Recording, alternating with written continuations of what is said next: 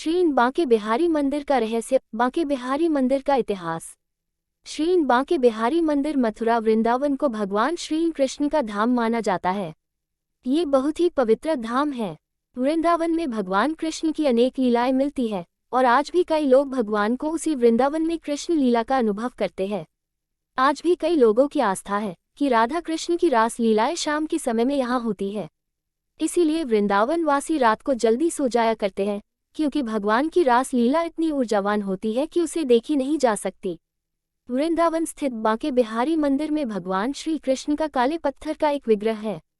इस विग्रह के प्रकट होने की कथा अद्भुत है।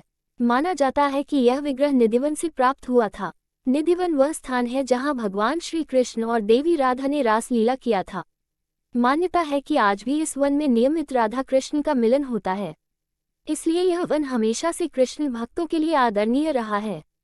संगीत सम्राट तानसेन के गुरु हरिदास भी ऐसे ही कृष्ण भक्तों में शामिल हैं जो निधिवन कृष्ण की आराधना किया करते थे। ऐसी मान्यता है कि इस वन में बैठकर हरिदास जी गायन करते तो श्री कृष्ण उनके सामने आकर बैठ जाते और झूमने लगते। एक दिन इनके एक शिष्य ने कहा कि आप अकेले ही श्री कृष्ण का दर्शन लाभ पाते हैं, हमें भी सांवरे सलोने का दर्शन करवाएं। इसके बाद हरिदास जी श्री कृष्ण भक्ति में डूबकर भजन गाने लगे। राधा कृष्ण की युगल जोड़ी प्रकट हुई और अचानक हरिदास के स्वर में बदल गए और गाने लगे, भायरी सहज जोड़ी प्रकट भई, जुरन की गौर श्याम घन दामिनी जैसे। प्रथम है होती अभू आगे हूँ रही है नटरी है तैसे। अंगन की उजकाई सुभराई चतुराई सुंदरता ऐसे। श्री हरिदास के स्वामी श्यामा पुंज बिहारी सम वैसे वैसे। श्री कृष्ण ने हरिदास जी से कहा कि हम दोनों आपके साथ ही रहेंगे। हरिदास जी ने कृष्ण से कहा कि प्रभु मैं तो संत हूँ, आपको लंगोट पहना दूंगा, लेकिन माता को नित्य आभूषण कहाँ से लाकर दूंगा। भक्त की बात सुनकर श्री कृष्ण मुस्कुराए और राधा कृष्ण की युगल जोड़ी एकाकार हो गई और एक विग्रह रूप में प्रकट हुई। हरिदास जी ने इस विग्रह को बांके बिहारी नाम दिया।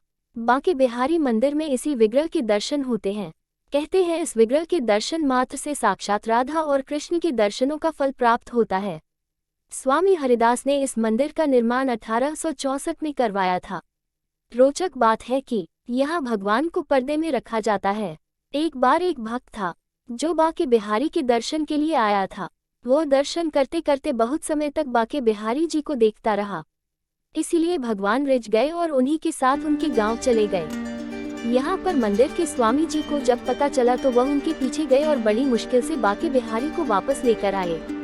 तब से बांके बिहारी के दर्शन के लिए झांकी दर्शन को व्यवस्था की हुई है। झांकी दर्शन में भगवान के सामने थोड़ी थोड़ी देर में पर्दे डाले जाते हैं ताकि कोई निरंतर उनको देख ना सके। यहाँ पर हर वर्ष मार्गशीर्ष की पंचमी तिथि को बांके बिहारी मंदिर में भगवान बांके बिहारी जी का प्रगटोत्सव मनाया जाता है। इस मंदिर में साल में सिर्फ एक बार ही बांके बिहारी जी के चरणों के दर्शन होते हैं। वो दिन होता है अक्षय तृतीया, जो वैशाख मास की तृतीया पे आता है। भगवान के चरणों के दर्शन अत्यंत शुभ माने जाते हैं। जो बांके बिहारी की इस कथा को पढ़ता है उनको राधा कृष्ण की कृपा प्राप्त होती है। जय बांके बिहारी श्री हरिदास।